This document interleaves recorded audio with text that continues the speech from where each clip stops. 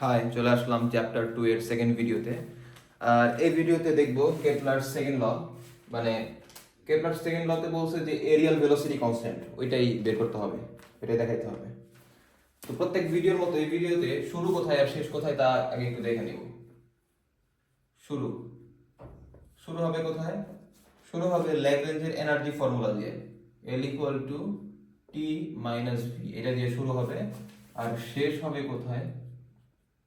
শেষ হবে এই যে, এটা আমরা একটা উপবৃত্ত চিন্তা করি, এখানে একটা সূর্য আছে। তো আমরা জানি যে সূর্যকে কেন্দ্র করে পৃথিবী উপবৃত্তাকার পথে ঘুরে, পৃথিবী উপবৃত্তাকার পথে ঘুরে। আচ্ছা, তাহলে ও যে ঘুরতেছে, আমরা জানি যে কেপলারের সেকেন্ড ল হলো এরিয়াল ভেলোসিটি কনস্ট্যান্ট। এই কথাটার মানে কি? এই কথাটার মানে হলো, যদি আমরা চিন্তা করি যে পৃথিবী সূর্যকে t1 সময়ে কি করছে, এখান থেকে এখানে আসছে, হ্যাঁ, আসলে ও এখানে যে এরিয়াটা তৈরি হয় সেই এরিয়াটা আমরা চিন্তা করি যে A1। আবার চিন্তা করি যে এই পয়েন্ট থেকে এই পয়েন্টে যাইতে সময় লাগছে হলো t2, আর এখানে যে এরিয়াটা কভার করছে সেটা হলো A2। t1 A1, t2 A2, ঠিক আছে।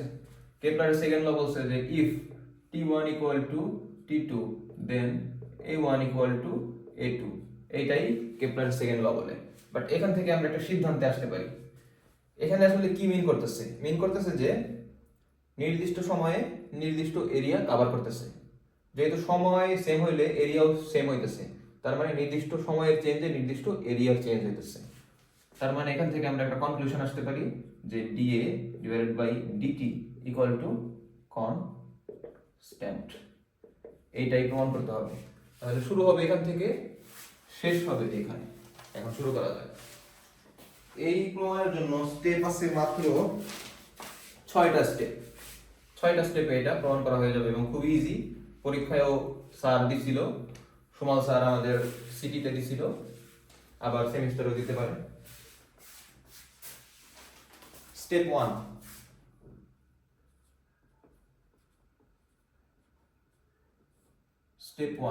স্টেপ 1 এ আমরা ল্যাগ্রেঞ্জের এনার্জি ফর্মুলা লিখব।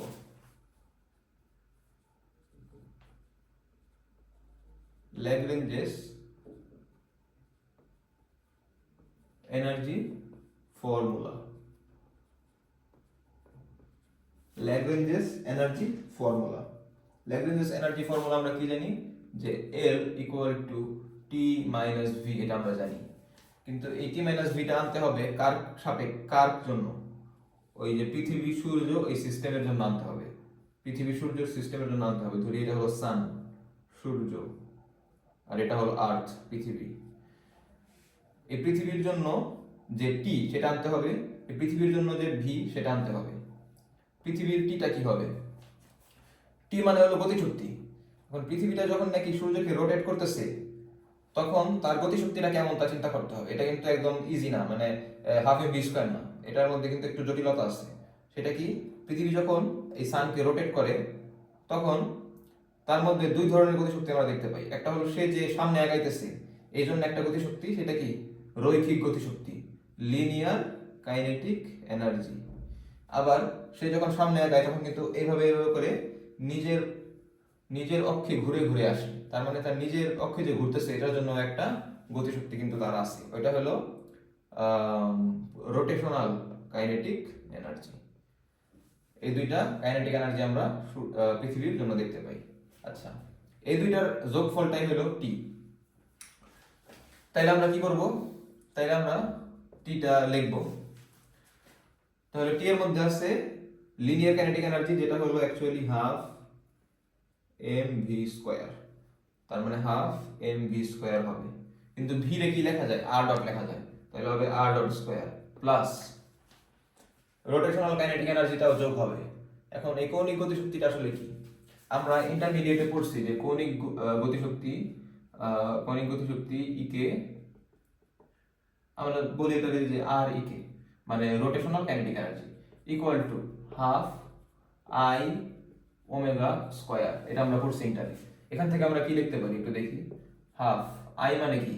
আই মানে জড়তার ভ্রামক, মানে হলো M R square, M into চক্রগতির ব্যাসার্ধ স্কয়ার। আর ওমেগা রে কি লেখা যায়? ওমেগা ওমেগা হলো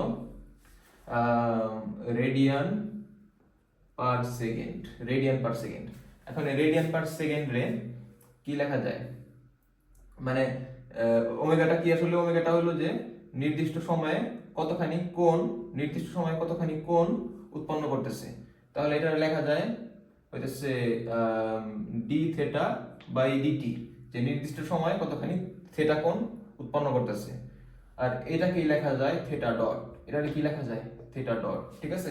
তার মানে ওমেগা হলো কি, ওমেগা হলো থেটা ডট, ওমেগা হলো থেটা ডট। তাহলে হাফ এম আর স্কয়ার লিখছি, আর ওমেগা স্কয়ার মানে কি হবে, তাহলে থেটা ডটের স্কয়ার হবে।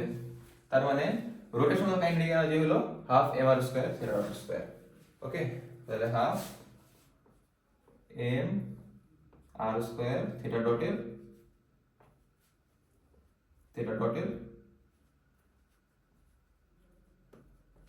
স্কয়ার।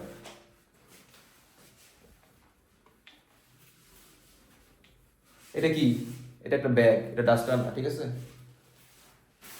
অনেকে আর বলবে যে একটা ডাস্টারও নাই, লেখছি।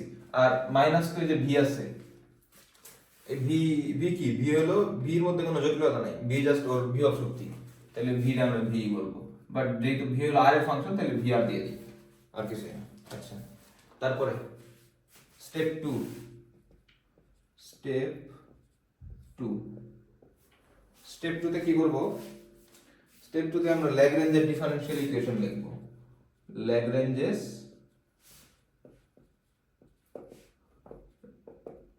ডিফারেনশিয়াল ইকুয়েশন, সেটা কি, সেটা হলো ডিডিটি অফ, আমরা তো এটা করছি না যে ডেল এল ভাগ del Q dot minus del L ভাগ ডেল কিউ, এটা করছি। বাট যেহেতু এখানে একটা অন্যরকম সিস্টেম, এই সিস্টেমে আমরা কিউ ডট না বলে এই কিউ ডট কে আমরা বলবো থেটা ডট, আর কিউ কে বলবো থেটা মাইনাস ডেল এল ভাগ ডেল থেটা, এটা একটু মনে রাখতে হবে, ইকুয়াল টু 0। এটা হলো ল্যাগ্রেঞ্জের এনার্জি ইকুয়েশন। আচ্ছা, তার মানে এই যে এল আছে, এল কে থিটা ডটের সাপেক্ষে ডিফারেন্সিয়েশন করতে হবে। তাহলে এই যে এটা আছে না, এটাকে, এটাই তো এল, এই এল কে আমরা কি করব, থিটা ডটের সাপেক্ষে ডিফারেন্সিয়েশন করব। করি তাইলে, করলে এখানে কোনো থিটা ডট আছে নাই, তাহলে এটা 0, কারণ এটা কনস্ট্যান্ট। এখানে আছে নাই, এটা 0, তাহলে রইলো এইটা। এখানে যদি আমি থিটা ডটের সাপেক্ষে ডিফারেন্সিয়েশন করি, তাহলে এই 2টা সামনে চলে আসবে, হাফ আর 2 কাটা যাবে, তাহলে থাকবে কি M R square theta dot থাকবে, D DT M R square theta dot থাকবে, মাইনাস ডেল এল ভাগ ডেল থিটা, ডেল এল ভাগ ডেল থিটা। মানে এই এল কে একবার থিটার সাপেক্ষে করতে হবে, এখানে কোথাও কি থিটা আছে, কোথাও থিটা নাই, তাহলে এই টার্মটা 0 হয়ে যাবে। এখান থেকে আসলে আমরা কি পাইতেছি, এখান থেকে আমরা পাইতেছি যে D DT of M R square theta dot equal to 0। মানে কোন একটা এই রাশিটাকে টাইমের সাপেক্ষে ডিফারেন্সিয়েশন করলে 0 হয়, কাকে ডিফারেন্সিয়েশন করলে 0 হয়, কনস্ট্যান্টকে। তার মানে এটা একটা constant, M R square theta dot equal to constant. এটা হলো স্টেপ কত গেল। আর সেখান থেকে আমরা এই যে এমটা তো কনস্ট্যান্টই, এমটা তো কনস্ট্যান্টই, তাহলে এখান থেকে আমরা আর স্কয়ার থিটা ডট এইটুকুকে কনস্ট্যান্ট রেখে দেব, যে এইটুক কি কনস্ট্যান্ট। আচ্ছা, স্টেপ কত, স্টেপ 2 হলো না, স্টেপ 3 এখন। স্টেপ 3, স্টেপ 3, স্টেপ 3 তে, স্টেপ 3 তে আমরা একটা ফিগার আঁকাবো, ঠিক আছে, ফিগ ডট, একটা ফিগ ডট আঁকাবো, ফিগ ডট। ফিগ ডটটা কেমনে আঁকায়, এইভাবে আঁকায়, মানে একটা ইয়া দিব আর কি, এক্স অক্ষ ওয়াই অক্ষ দিব, তারপরে হইতেছে দুইটা দাগ দিব, একটা এইভাবে একটা এইভাবে, দুইটা দাগ দিছি, ওকে, দাগ দিছি, আর এইভাবে একটা বৃত্তচাপ দিব, দিয়ে দিছি। মানে এই যে পৃথিবীটা যে ঘুরতেছে না, তো আমরা খুবই মানে অল্প একটা জায়গার মধ্যে খুবই ছোট্ট একটা ডিস্টেন্সের মধ্যে যে পৃথিবী যে ঘোরা সেটা আমরা চিন্তা করতেছি এখানে। আচ্ছা, এখানে যে কোণটা উৎপন্ন করছে সেটা খুবই ক্ষুদ্র, আমরা চিন্তা করি যে এটা ডি থিটা, আর এই রেডিয়াসটা আমরা চিন্তা করবো আর, এটা কত আর। আচ্ছা, এখন এই চাপটা কি হবে? এই চাপটা আমরা ছোটবেলায় পড়ছি যে একটা বৃত্তের যে কেন্দ্র থেকে যে বৃত্তচাপ তৈরি হয়, এটা যদি থিটা হয় আর এটা যদি আর হয় আর এটা যদি এস হয়, তাহলে এস ইকুয়াল টু কি পড়ছি আমরা? আর থিটা পড়ছি। S equal to R theta পড়ছি, ঠিক আছে? এখন তাহলে এটা কি হবে? এটা হবে আর আর ডি থিটা, আর ডি থিটা হবে। আর এইটুকের যে এরিয়াটা, মানে এই যে ত্রিভুজের মতো মনে হইতেছে বৃত্তচাপ দিয়ে, এইটার এরিয়াটা বের করতে হবে এই স্টেপে। এটাকে একটু আমরা এখানে আঁকাই। আসলে এই যে থিটাটা আছে, এই থিটাটা আছে না, এই থিটাটা খুবই ক্ষুদ্র হবে, ঠিক আছে? খুবই ক্ষুদ্র, এতই ক্ষুদ্র যে অলমোস্ট জিরো। তাহলে এটা যদি অলমোস্ট জিরো হয়ে যায়, এই ডি থিটা যদি অলমোস্ট জিরো হয়ে যায়, তাহলে কিন্তু এই যে এই দাগটা এটা একদম ছোট হয়ে যাবে। আর এটা যখন ছোট হয়ে যাবে তখন কিন্তু এটা একটা সমকোণী ত্রিভুজের মতোই, মানে এখানেও 90 ডিগ্রি, এখানেও অলমোস্ট 90 ডিগ্রি তৈরি হয়ে যাবে যদি এই দাগটা একদম, দুইটা দাগ যদি একদম কাছে চলে আসে। যদি এই থিটাটা খুবই ছোট হয় আর এই দুইটা দাগ যদি কাছে চলে আসে, তাহলে এই দুইটা কোণই কি হয়ে যাবে? অলমোস্ট 90 হয়ে যাবে, অলমোস্ট 90 হয়ে যাবে। তাহলে অলমোস্ট 90 হয়ে গেলে কোন একটা ত্রিভুজের একটা কোণ যদি 90 হয় সেটাকে আমরা সমকোণী ত্রিভুজ বলি। আর সমকোণী ত্রিভুজের যে আমরা যদি এরিয়া বের করতে চাই, এরিয়া কি? DA equal to half into ভূমি বেস ইন্টু হাইট, এটা আমরা পড়ছি ছোটবেলা। হাফ ইন্টু ভূমি ইন্টু উচ্চতা, এটা আমরা পড়ছি। এখন এই আমরা যেহেতু ওর এরিয়া বের করবো, ওকে এখানে আঁকাইছি, ওর বেসটা কি? ওর বেসটা তো এই যে এটা, বেসটা তো আর ডি থিটা, আর ডি থিটা। আর ওর যে হাইট, সমকোণী ত্রিভুজের লম্বটাই কিন্তু হাইট হয়। তাহলে আমরা দেখতেছি যে এই আরটাই লম্ব হয়ে যাবে যদি এই এই থিটাটা খুবই ছোট হয়, ঠিক আছে? এই আরটাই লম্ব হয়ে যাবে। তাহলে হাফ ইন্টু বেস আর ডি থিটা ইন্টু হাইট হলো আর। এখান থেকে কি আসে? Half R square D theta, এটা আসে। ফাইনাল স্টেপ, ফাইনাল স্টেপ না, স্টেপ 3 না স্টেপ 4, স্টেপ 5, স্টেপ 4 এটা। স্টেপ 4 এ আমাদের যেহেতু ডিএ বাই ডিটি বের করতে হবে, ডিএ বাই ডিটি কনস্ট্যান্ট দেখাইতে হবে, তাই আমরা ডিএ বাই ডিটি করব। ডিএ বের করছি না, এই ডিএ ডিভাইডেড বাই ডিটি লিখবো আমরা। ডিএটা কত ছিল? ডিএটা ছিল এটা, DDT of DA half R square D theta. আচ্ছা, এখন এটাকে যদি আমরা ডিফারেন্সিয়েশন করি সময় সাপেক্ষে, তাহলে এখানে এই আর স্কয়ারের কোনো চেঞ্জ হবে না, কারণ ও কিন্তু ভ্যারিয়েবল না, এখানে ভ্যারিয়েবল হলো থিটা, সময় সাপেক্ষে থিটা চেঞ্জ হইতেছে। তাহলে এটা আলটিমেটলি কি হবে? Half R square D theta by DT, এরকম আসবে। আর ডি থিটা বাই ডিটি মানে কি? Theta dot. তাহলে ফাইনালি এটা কি আসে? Half R square theta dot, এটা আসছে finally, half R square theta dot আসছে।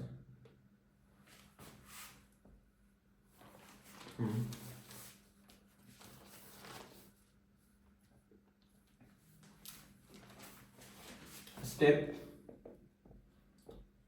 5। আচ্ছা, আমরা স্টেপ 2 তে আমরা কি পাইছিলাম? যে r square theta dot constant, এটা পাইছিলাম কিনা? আর স্কয়ার থিটা ডট কনস্ট্যান্ট। আচ্ছা,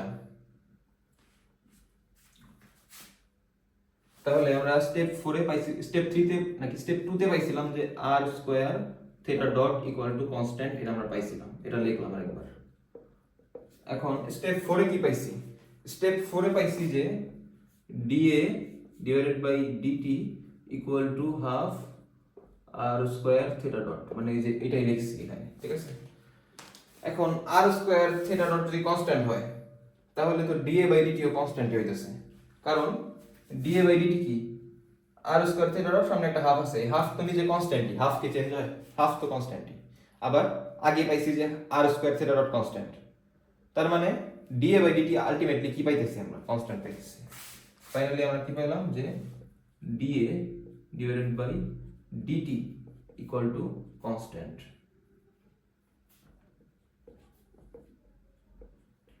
তার মানে এরিয়াল ভেলোসিটি কনস্ট্যান্ট, ঠিক আছে।